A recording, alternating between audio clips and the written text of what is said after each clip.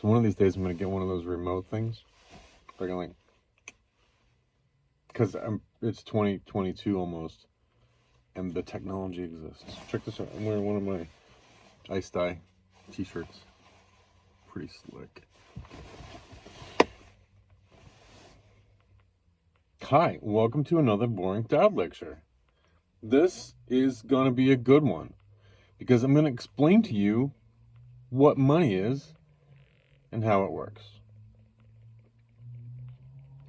because I'm so good at managing money, right? But here's the thing. There's a book called Spiritual Economics.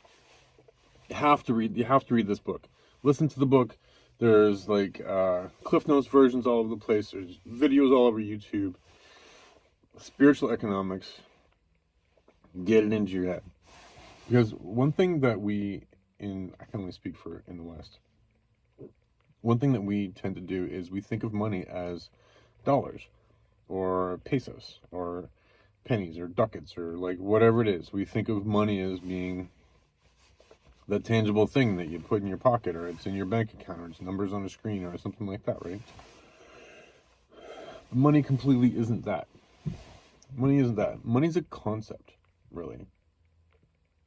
And it's an idea that you can do something now, you can acquire something now, based on energy potential that you saved up in the past or that you're counting on in the future, right? So, say I work X number of hours and I get paid X amount of dollars, and then I have X amount of dollars of resources available to me, right? And I may have like those physical dollars in my hand, but what I actually have is a concept, a resource of energy that I can leverage based on the work that I did, that I can use for something else. Or I can go to a bank or somebody else, or some form of lender, and I can say, hey, based on my past history, I am capable of producing this much energy, this much value in the world, and maybe you could front me some of that value and I'll pay it back with interest. Because all it really is just like the value that you bring to the world. It's the value that you produce in the world. That's what money is. And there's a few different concepts, though, to wrap your head around. One is something that I've been listening to over the last couple of days by Joseph Heller, I think his name is. He's another one of these like New Thought movement guys from the early 1900s. And the idea that keeps getting drilled home to me is that nothing is for free. Nothing is free.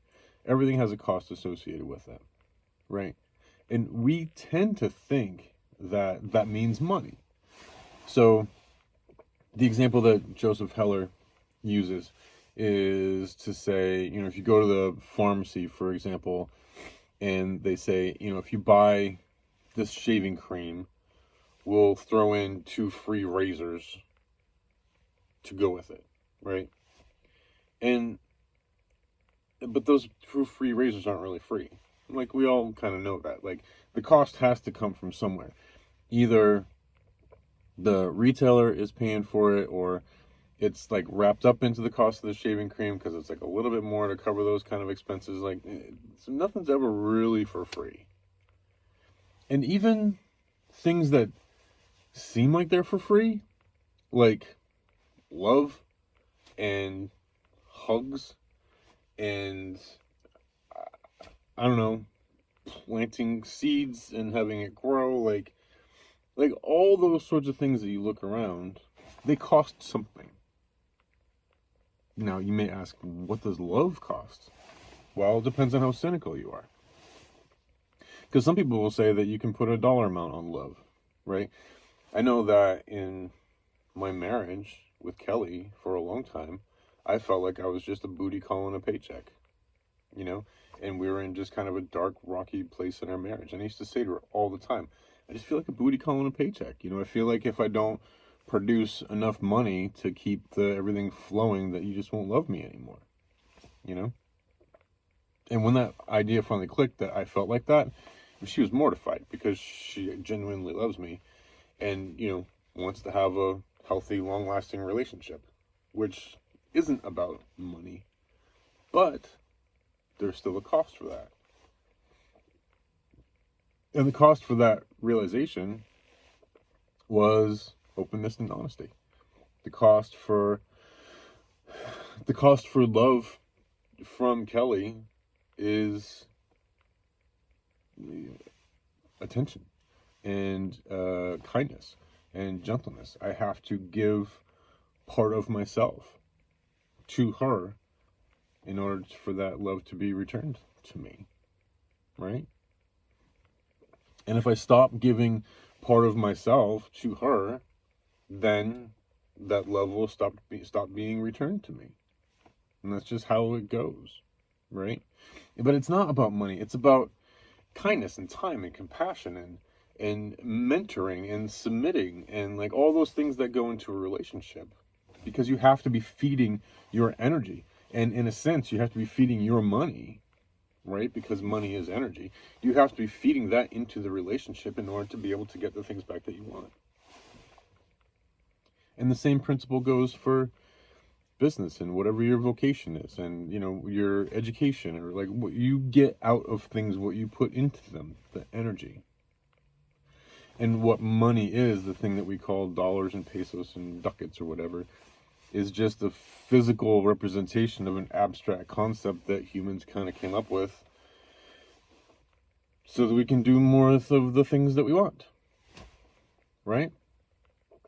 So that's, in a nutshell, what money is. And that's what the book, The Spiritual Economics, talks about, and how it explains what money is. So one of the things that this is a recent realization for me. And this is one thing that I wish to God somebody would have told me this when I was first starting out in my life. Like, but I don't think people understood it. I've never heard this taught anywhere else. So if anybody finds this taught anywhere else, please let me know and spread it around, because this is an incredibly vital concept. This is how you become wealthy. This is the number one trick of how you become wealthy. And it's a biblical principle. I'm not sure how you feel about that, but it is what it is. And I mean, I say it's a biblical principle, but it's a principle that's in the Bible. So that doesn't really make it a biblical principle. It's just like, it's something that people do that is in the Bible. Whatever. And it's this. The way that I say it is, don't eat your sheep. That's it. Don't eat your sheep. I know that seems kind of abstract, so hear me out. When I was thinking about money and our modern concept of money and learning about this kind of stuff, I was always thinking about dollars and cents and managing it and tally sheets and spreadsheets and, accounts payable and accounts receivable and all this other kind of thing, right? And because it's easy to get tied up in the concept of, that's what money is. But when I started to realize that that's totally not what money is, then I started wondering, well, what is money? And I started looking back through history and at people in the Bible, because that's my default, because I was raised Christian. How did they become wealthy? What did wealth look like to Abraham? Right? What made Abraham wealthy? And it was that he had sheep and goats and cattle and manservants and maidservants, and he had a big family, and he had all those sorts of things. And those things provided him other resources so that he could accumulate more and more and more wealth, right? And it occurred to me that one thing that is common is that between like how we do things and how they do things is that we've set up a system of economics where the dollars that you have can earn interest, right? So how does this relate to not eating your sheep? Well, if you go out, let's say somebody gives you a sheep, or you find a sheep somewhere, right? And you've got nothing else except a sheep. That sheep is going to grow wool. And you shave off the wool when it's ready, and you sell that. Somebody gives you something else for it. Maybe they'll give you another sheep, or they'll give you a pair of shoes, or they'll give you something like that. Something that will improve yourself. Personally, I would take another sheep. And then you have 2 sheep, and you can produce twice as much wool. And then with twice as much wool, then you get more resources, and you can start to accumulate more and more resources. And over time, you can have enough stuff that you can have really nice clothes, and you can buy a house, and you can have a huge flock of sheep, because pretty soon you'll get boy sheep and girl sheep, and then you can make more sheep all on your own. And then next thing you know, it's just sheep all the way down. And the thing is, though, is it starts with not eating the sheep. And what I mean is, in our day and age, working class folks especially, we eat all of our sheep. And those are your dollars. Somebody gives you a paycheck, and you just like spend it on things. You become a consumer, right? And I mean, you have to some extent, but it would be better to start accumulating stocks and properties. And who is it? Robert Kiyosaki always talks about, he's got the book Rich Dad Poor Dad, and he talks about how the wealthy people buy assets and poor people buy liabilities. This thing I'm sitting in, this is a liability. It costs me money every month.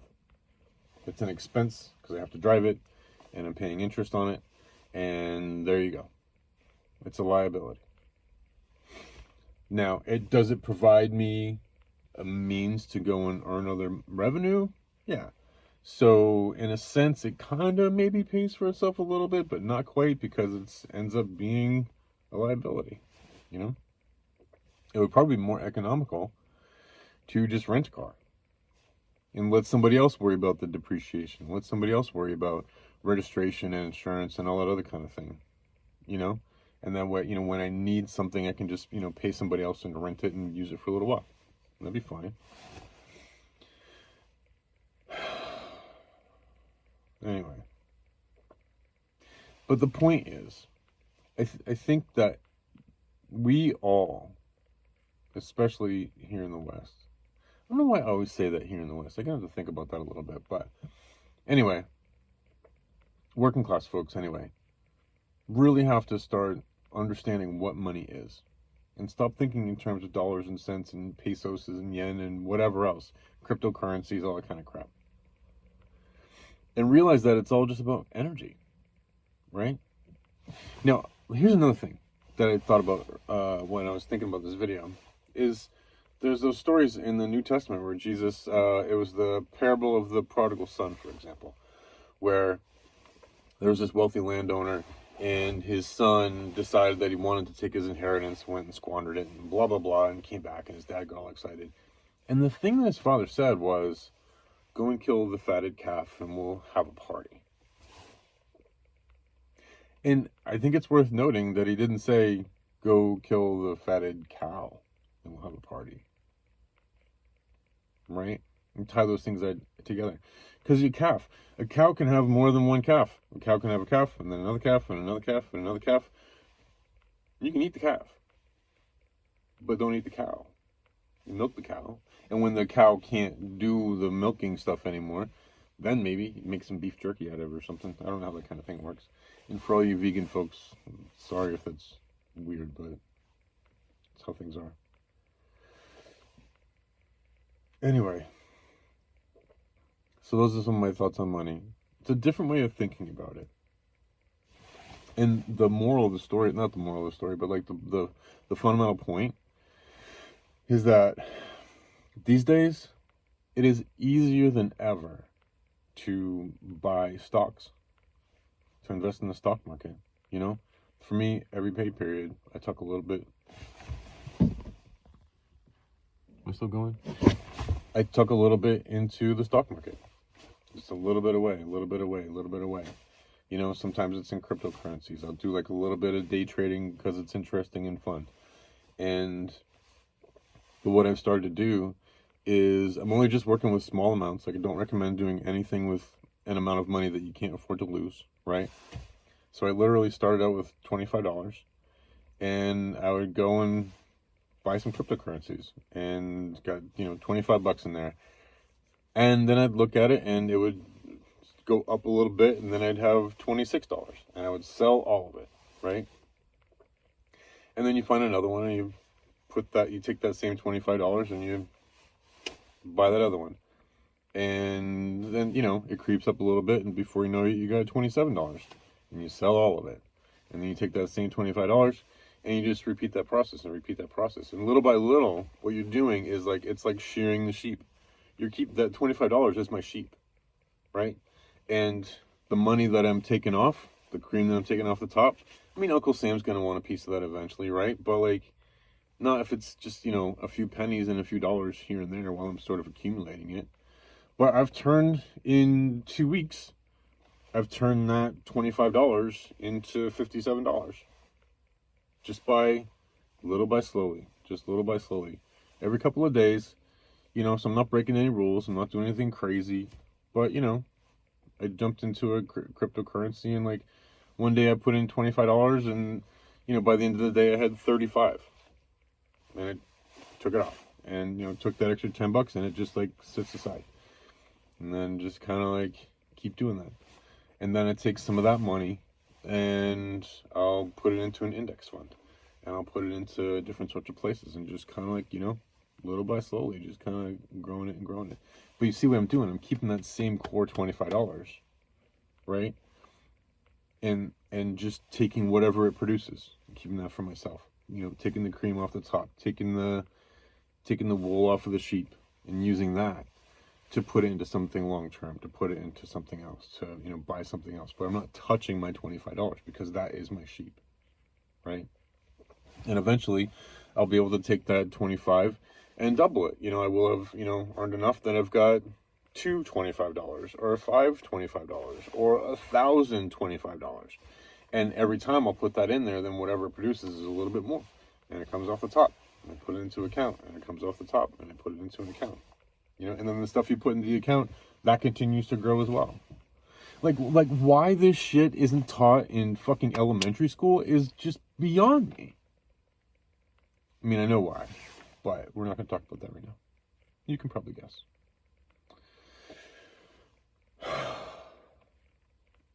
And the other thing that ties along with this, I know I talk about this all the time, but you have to master the art of letting go. Have to. It's so important. Absolutely critical to let go. Not let go and let God, not blah, blah, blah. Just like, anytime you have a feeling that comes up, anytime you have an anxiety, anytime you have a worry, anytime you have a concern, anytime you have a joy, anytime you have a gratitude, anytime you have anything that comes up inside of you, let it go. And just say those words. I'm going to let that go. I'm just going to let that go. I'm just going to let that go. I'm going to let that go. You know, how am I going to pay my taxes this year? I'm just going to let that go. You know, how am I going to get a new car for Kelly? Oh, I'm just going to let that go. How am I going to get home tonight? I don't know. I'm just going to let that go. What if I die on the way home today? I don't know. I'm just going to let that go. Just everything. All of it. Because you know what? At the end of the day, at the end of your life, I mean, it's all going to turn back into dust and stuff anyway. I mean, you're just here enjoying it for a little while. Remember, like, I think it was last week or the week before, I talked about in the Gospel of Thomas where Jesus was talking about the, you know, when you can see that the world is a corpse, then you are empowered. Something along those lines. That's what that's all about. That's that letting go. You know, that's that letting go of the consequences. That's letting go of the worries. That's letting go of the anxiety. That's letting go of the joy. It's just not holding on to anything. Just be something that all that kind of stuff passes through. Right? And then, once that happens, that money energy, that love energy, that flow, the thing that grows the wool on the back of the sheep anyway, the sheepness of the sheep, the moneyness of the money, starts to go. That's how that works. Anyway, smoke that in your pipe and stick it. No, I keep getting that wrong. Anyway, thanks for joining me for another Boring Dad lecture. I love you all very much. Hope you're doing well. Hope you're finding peace, prosperity, and living through wisdom and with integrity to the best of your abilities. And if you're not, let it go and try again later. You'll get it. I have faith in you. All right. See me later. Bye.